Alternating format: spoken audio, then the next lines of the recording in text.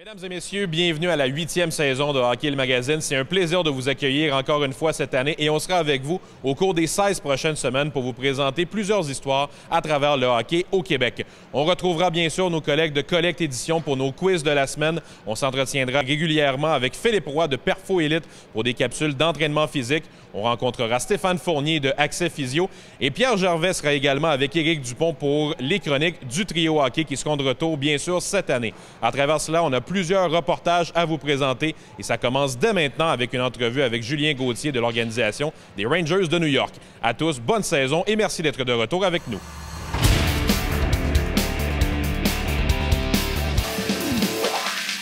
Hockey le Magazine vous est présenté par le trio hockey, Sport Rousseau, Hockey Expert et l'Entrepôt du hockey. Et par le livre de Pierre Gervais, Au cœur du vestiaire. En vente partout, dès le 21 novembre.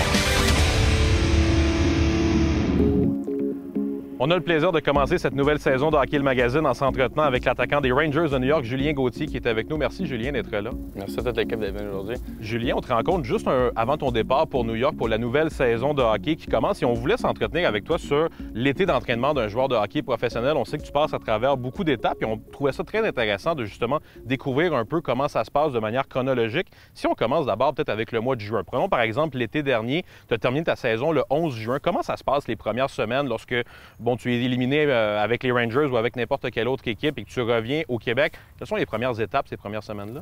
Je te dirais, tu sais, c'est différent pour plusieurs gars dans les salons. Moi, je te dirais, moi, personnellement, je prends à peu près entre 10 et 15 jours de congé, vraiment, tu sais, relaxer le corps complet, là, faire des matchs. Sans glace, sans entraînement, sans rien? Rien du tout, là, tu sais, c'est vraiment, je te dirais, les deux seules semaines dans toute la saison que je fais absolument rien pour vraiment, tu sais, faire un bon reset, le corps, surtout la tête, c'est ça qui est le plus important, je te dirais. Puis après ça, je te dirais qu'une fois que ça repart, moi, dans mon cas, ça repart très fort.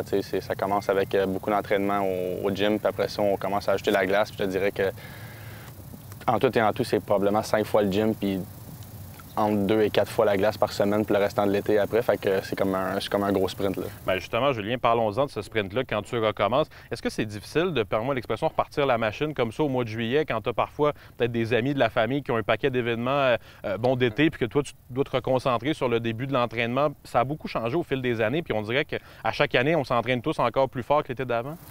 Oui, mais tu sais, je te dirais que c'est pas une job normale parce que, tu sais, des fois, tout le monde, l'été, pour les chums, les amis, la famille, tu sais, c'est le temps de relaxer, faire le party puis avoir du plaisir. Mais tu sais, moi, à un moment donné, il faut que ça recommence à donner sérieux, je te dirais. Puis une fois que ça devient sérieux, tu as des choses que tu peux dire oui, des choses que tu peux dire non parce que tu sais que tu as une job à faire. Puis au bout de la ligne, tu fais quelque chose de différent. Fait que je pense que c'est important de mettre tes priorités, ton focus à la bonne place, là.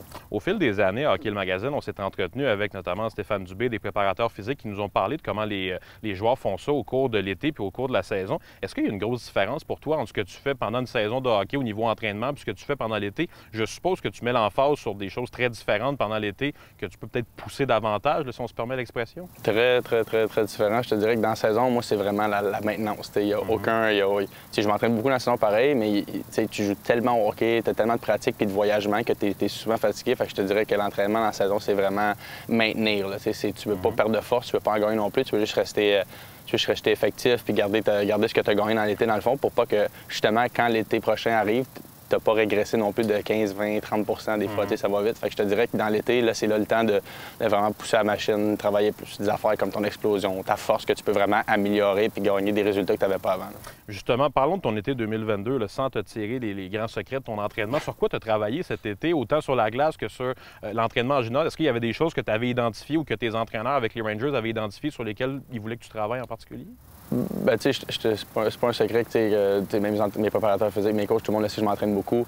Tu sais, ça a tout le temps été, ça fait partie de la famille, je pense. Exact, ça a tout le temps fait partie de moi. Fait que je pense que c'est important que, tu sais, dans mon cas, c'est vraiment, tu sais, de maintenir puis d'améliorer ce que j'ai construit. Mais je te dirais que c'était beaucoup de cardio, beaucoup d'explosion, puis juste être fonctionnel, mouvement en général. Puis, tu sais, moi, je pratique tout le temps mes skills, mes habiletés avec Sébastien Bordelot. Ça fait depuis j'ai... Bien connu dans le milieu. Exact. Tu travailles avec les Prédateurs de Nashville. Exactement, c'est leur skill coach, leur gars de skills. Puis depuis j'ai 15 ans environ, je te dirais, j'étais avec lui, j'ai jamais changé de coach parce qu'il est très bon, très effectif. Puis garde de tous les étés, on travaille ensemble. Puis je te dirais que ça m'a beaucoup aidé, beaucoup amélioré, puis on continue de faire dans la même direction. Là. Julien, comme je le disais au début de l'entrevue, on te rencontre juste avant ton départ pour New York. C'est quoi les dernières semaines de l'été pour toi, là, les dernières du mois d'août, première de septembre? Tu sais que tu t'en vas dans quelques jours. Est-ce que tu es encore beaucoup dans l'entraînement très fort ou tu veux seulement quand même économiser tes énergies pour le camp d'entraînement? Comment ça se passe à ce moment-là? Je te dirais que moi, personnellement, je m'entraîne encore pas mal très fort, mais tu sais, c'est sûr que c'est plus la même phase d'entraînement que dans le milieu de l'été quand que tu fais vraiment juste ça, puis t'as pas d'autre chose à penser. Je te dirais qu'en ce moment,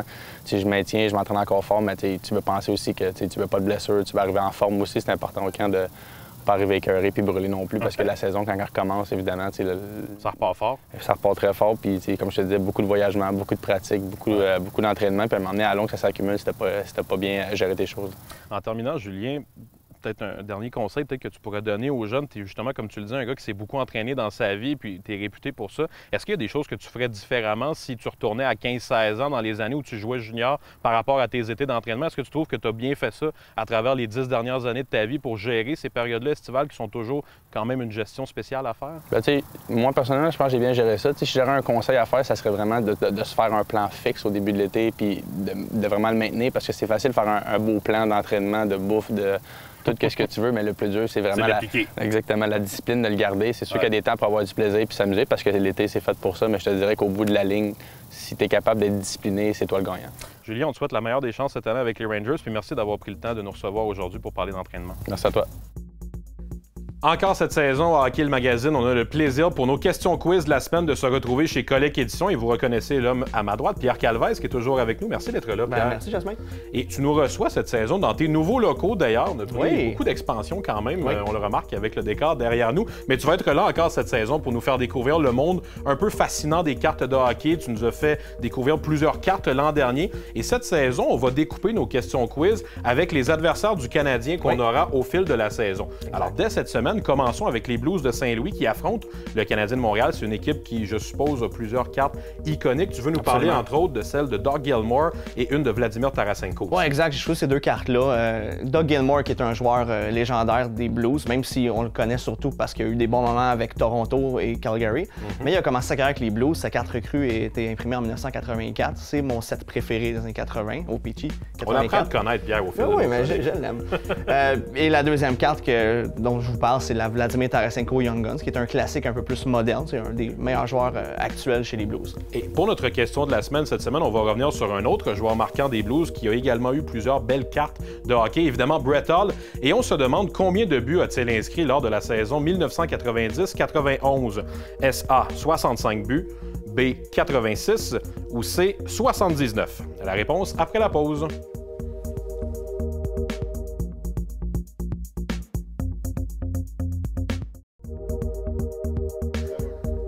Alors, on se demandait avant la pause combien de buts Brett Hull a-t-il inscrit lors de la saison 1990-91.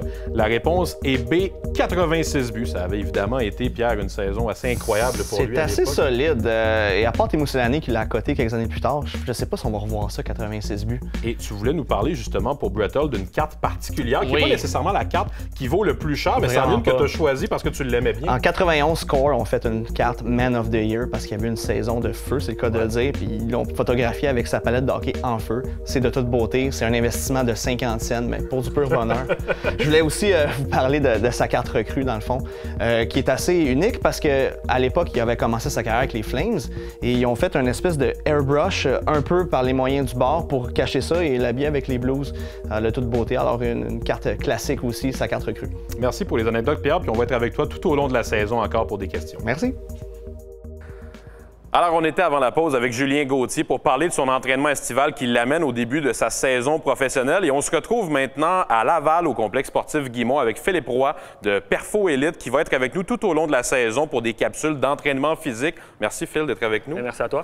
Écoute, avant de parler de capsules d'entraînement physique, de tout ça, j'aimerais ça apprendre à te connaître un petit peu. Peut-être parle-nous du parcours que tu as eu comme joueur de hockey, puis éventuellement pour t'amener à être entraîneur, pour entraîner justement des jeunes élites comme tu le fais maintenant. Exact. Moi, je viens de l'Abitibi. En fait, j'ai joué pendant 15 ans au hockey, niveau élite. Donc, j'ai joué avec des joueurs comme Jérémy Lauzon, Nicolas Roy et tout ça qui jouent présentement à la Ligue nationale. C'est une belle génération en Abitibi à cette époque-là. Exact. On était une très bonne cohorte. Ouais. Puis, j'ai développé un peu mon parcours hockey avec eux, développé ma passion. Puis, je me suis créé en kinésiologie à l'UQAM, au baccalauréat. je fais mon parcours de 3 ans là. Je décide de pousser encore ça à un autre niveau, aller faire ma maîtrise, donc que je viens de terminer. Puis maintenant, ben là, je suis au doctorat aussi en performance au hockey. Félicitations d'abord pour la maîtrise, première Merci. des choses. Je te demanderais aussi, qu'est-ce que tu fais concrètement maintenant avec les jeunes? Tu es au complexe sportif Guimont ici à Laval, mais tu travailles avec les équipes élites qu'on a ici à Laval. Exactement. Donc, j'ai les M13-3, donc jusqu'à M17-3 ici à Laval. Donc, c'est la structure intégrée de développement à Laval. Donc, je m'occupe de tout ce qui est préparation physique. Donc, dans le gym ici, où est-ce qu'on se situe présentement. Tu en parlais justement un peu tantôt que lorsque tu étais plus jeune, tu n'étais pas nécessairement passionné par le côté d'entraînement physique. Ça doit te faire drôle un peu maintenant d'inculquer aux jeunes comme ça qui commencent à 13, 14, 15 ans puis de leur apprendre justement ce qui est important pour eux là, de ce côté-là d'entraînement physique? Exact. Bien, tu sais, c'est comme je dis, j'aimais vraiment pas ça m'entraîner quand j'étais plus jeune. Bon, les entraîneurs que j'avais, c'était pas vraiment une passion. De la manière que l'entraînement était amené aussi, véhiculé dans ce temps-là, c'était pas la même chose un peu qu'aujourd'hui. Donc, ce que je veux principalement, c'est justement donner aux joueurs ce que moi, j'ai pas eu la chance d'avoir, puis que ce que j'ai manqué. Donc, j'ai quand même un parcours assez, ironique à ce niveau-là, mais ça me permet justement de raconter mon histoire aux joueurs, puis de leur montrer quoi faire et ne quoi pas faire, dans le fond. Philippe, au fil des semaines, tu vas nous présenter plusieurs éducatifs sur des choses que tu veux travailler. De manière générale, dans cette première capsule, parlons d'abord un peu du début de la saison. Il y a 3 grands concepts que tu voulais parler pour bien lancer une saison pour un joueur de hockey. Ça va être notre premier sujet là, pour commencer cette saison-là, vu qu'on est encore au début de saison en octobre. Exact. Bien, tu sais, il y a vraiment 3 aspects que moi, je trouve important, en fait, puis que la littérature aussi démontre qui est important en début de saison. La première, c'est d'avoir une bonne activation avant tes entraînements, tes pratiques, tes parties. C'est ce qui va faire vraiment un game changer à ce niveau-là, donc sur tes performances sur glace. Donc ça, c'est vraiment le premier aspect qu'on va regarder, puis on va le voir dans la prochaine capsule, en fait, plus en détail, comment avoir une bonne activation.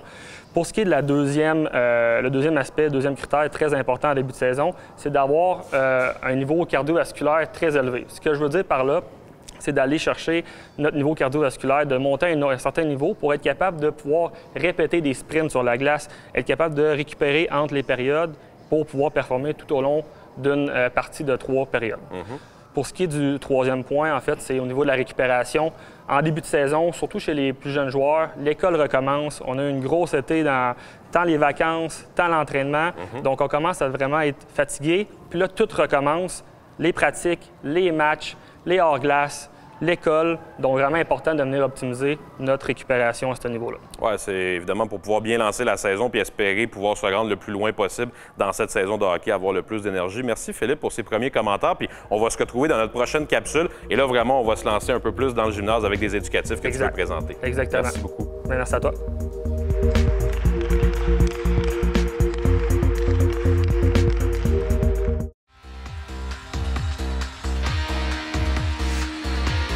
Cette chronique équipement vous est présentée par le Trio Hockey, Sport Rousseau, Hockey Expert et l'entrepôt du hockey. Bonjour à tous, ici Pierre Gervais. Il me fait plaisir de me joindre à Hockey le magazine, la prochaine saison pour la chronique équipement, accompagné d'Éric Dupont, le spécialiste.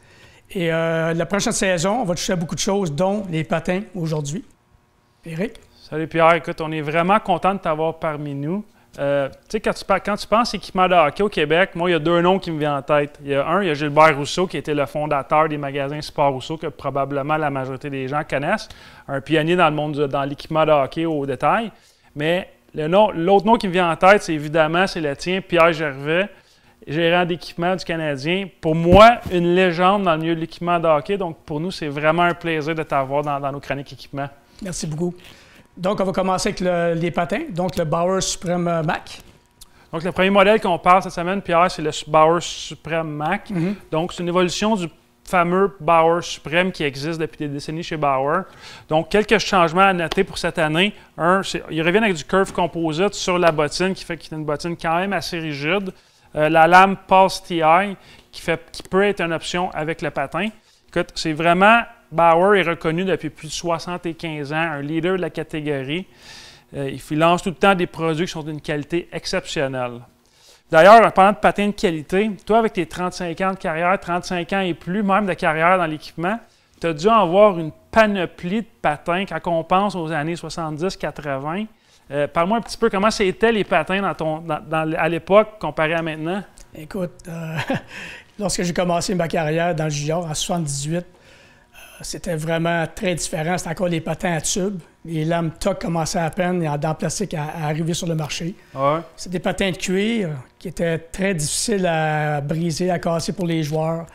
Puis ça a évolué très lentement jusqu'à aujourd'hui. C'est incroyable, la différence, là. Moi, j'ai des joueurs qui mettaient le patin neuf le matin, puis ensuite, ils le mettaient pour le soir, là, jouer la game le soir. C'est ça, ça n'arrivait pas dans le temps. Ça prenait des semaines. J'imagine, il y a 20 ans, un patin en cuir, c'était pratiquement impensable, là, faire ça. Non, impensable. Ça prenait des semaines à casser. Les gars mettaient ça dans l'eau chaude, lançaient le patin, puis je me rappelle encore de voir Chris Chelios dans le bain tourbillon au forum, mettre ses patins dans l'eau pour essayer de le casser. Aujourd'hui, c'est tellement différent, là. Puis, si vous venez en magasin acheter des patins comme celui-là, vous n'auriez pas besoin de les mettre dans un bain chaud. Ils sont prêts à être utilisés. Exactement. Ensuite, nous avons le Catalyst 9 de True. Oui, tout à fait. C'est un patin True, c'est le marché des patins depuis quelques années. C'est une belle évolution. C'est un nouveau modèle qu'ils ont lancé cette année pour... Ils visent les joueurs avec un petit peu plus de puissance, si tu veux. Donc, c'est un patin True, un morceau en composite, Catalyst 9. Donc, un patin un petit peu moins cher que ce qu'on était habitué de présenter, mais tout de même un patin d'une qualité exceptionnelle. True, c'est un patin c'est très différent. Moi, j'ai eu des joueurs qui l'ont essayé. Il y en a qui adorent, puis il y en a qui n'aiment pas du tout. Ouais. C'est un fit qui est très différent. La plupart des gardiens maintenant sont allés avec les patins True. Mais ça, c'est une question de personnel, ça. C'est des très, très bons patins. Oui, tout à fait. Comme tu dis, l'ajustement, le fit est complètement différent d'autres marques. Une fois que tu enfiles le patin et qu'il est thermoformé, il épouse vraiment la forme de ton pied. Donc, le transfert d'énergie, c'est peut-être un terme poussé pour des patins, mais ça fait vraiment une différence. Oui, effectivement. Donc, ça vaut vraiment la peine d'être essayé et à être connu. Exact. Donc, c'est bien beau les patins, mais l'aiguisage, le profilage, les lames, c'est hyper important. Moi, j'ai toujours comparé ça à une Ferrari.